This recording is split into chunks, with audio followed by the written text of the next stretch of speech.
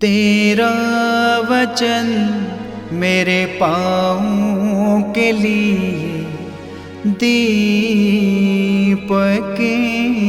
है और मेरे मार्ग का उजियाला है। तेरा वचन मेरे पाँवों के लिए दीपक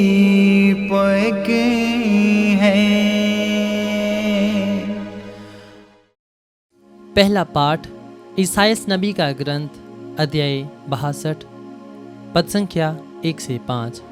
मैं सियोन के विषय में तब तक चुप नहीं रहूँगा, मैं यरूशलेम के विषय में तब तक विश्राम नहीं लूँगा, जब तक उसकी धार्मिकता उषा की तरह नहीं चमकेगी, जब तक उसका उद्धार धधकती मशाल की तरह प्रकट नहीं होगा।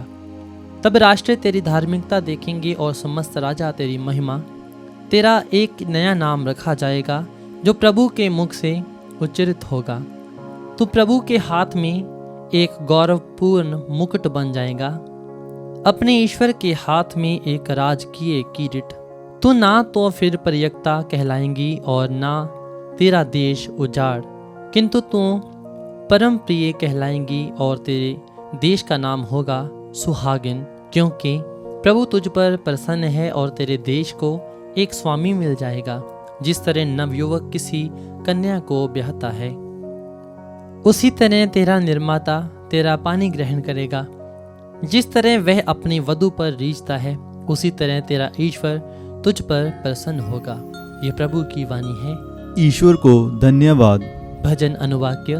सभी राष्ट्रों में प्रभु के अपूर्व कार्यों का गीत सुनाओ। अनुवाक्य। सभी राष्ट्रों में प्रभु के अपूर्व कार्य का गीत सुनाओ। प्रभु के आदर में नया गीत गाओ, समस्त पृथ्वी प्रभु का भजन सुनाए। भजन गाते हुए प्रभु का नाम धन्य कहो। अनुवाक्य। सभी राष्ट्र प्रभु के अपूर्व कार्य का गीत सुनाओ। दिन प्रतिदिन उसका मुक्ति विधान घोषित करते जाओ। सभी राष्ट्रों में उसकी महिमा का बखान करो। सभी लोगों को उसके अपूर्व कार्यों का गीत सुनाओ। अनुवाक्य। सभी राष्ट्र में प्रभु के अपूर्व कार्य का गीत सुनाओ। पृथ्वी की सभी जातियों प्रभु की महिमा तथा शक्ति का बखान करो। उसके नाम की महिमा का गीत सुनाओ। अनुवाक्य। सभी राष्ट्र में प्रभु के अपूर्व कार्य का गीत सुनाओ। प्रभु के मंदिर में उसकी आराधना करो। समस्त पृथ्वी उसके सामने कांप उठे। राष्ट्रों को यह घोषित करो, प्रभु ही राजा है, वह न्यायपूर्वक सभी लोगों का विचार करेगा। अनुवाक्य। सभी राष्ट्र में प्रभु के अपूर्व कार्य का गीत सुनाओ। दूसरा पाठ कुरिन्थियों के नाम संत पौलुस का पहला पत्र अध्याय 12 पद संख्या 4 से 11 तक। कृपा दान तो नाना प्रकार के होते हैं, किंतु आत्मा एक ही है। सेवाएं तो नाना प्रकार की होती हैं, किंतु प्रभु एक ही है। प्रभावशाली कार्य तो नाना प्रकार के होते हैं, किंतु एक ही ईश्वर सबों में सब कुछ करता है। वह प्रत्येक को वरदान देता है, जिससे वह सबों के हित के लिए पवित्र आत्मा को प्रकट करे। किसी को आत्मा द्वारा प्रजा के शब्द दिए जाते हैं, तो किसी को उसी आत्मा द्वारा ज्ञान के शब्द दिए जाते हैं, और किसी को उसी आत्मा द्वारा विश्वास दिया जाता है। वही आत्मा किसी को रोगियों को चंगा करने का, किसी को चमत्कार दिखाने का, किसी को भविष्यवाणी करने का, किसी को आत्माओं को परख करने का, किसी को भाषाएं बोलने का और किसी को भाषाओं का व्याख्या करने का वरदान देता है। वही एक आत्मा ये सब करता है। वह अपनी इच्छा के अनुसार प्रत्येक को अलग अलग वरदान देता है। ये प्रभु की वाणी है। ईश्वर को धन्यवाद। जय घोष हालेलुया। अनुवाक्य। हालेलुया। प्रभु कहते हैं, मैंने तुम्हें मित्र कहा है, क्योंकि मैंने अपने पिता से जो कुछ सुना है वह सब तुम्हें बता दिया है। अनुवाक्य। हालेलुया। संत यूहन्ना रचित पवित्र सुसमाचार अध्याय 2 पद संख्या 1 से 12। गलीलिया के काना में एक विवाह था। यीशु की माता वहां थी। यीशु और उनके शिष्य भी विवाह में निमंत्रित थे। अंगूरी समाप्त हो जाने पर यीशु की माता ने उनसे कहा, उन लोगों के पास अंगूरी नहीं रह गई है।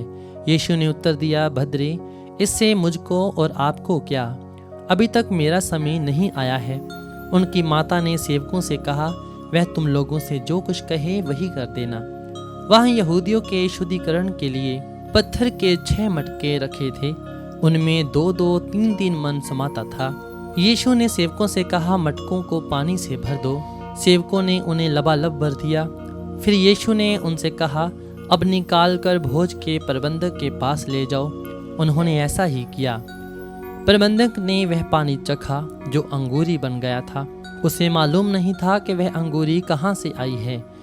जिन सेवकों ने पानी निकाला था वे जानते थे, इसलिए प्रबंधक ने दूल्हे को बुलाकर कहा, सब कोई पहले बढ़िया अंगूरी परोसते हैं और लोगों के नशे में आ जाने पर घटिया। आपने तो अब तक बढ़िया अंगूरी रख छोड़ी है। यीशु ने अपना ये पहला चमत्कार गलीलिया के काना में दिखाया।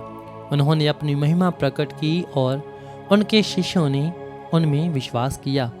इसके बाद यीशु अपनी माता, अपने भाइयों और अपने शिष्यों के साथ कफरनहूम चले गए, परंतु वे वहाँ थोड़े ही दिन रहे। ये प्रभु का पवित्र सुसमाचार है।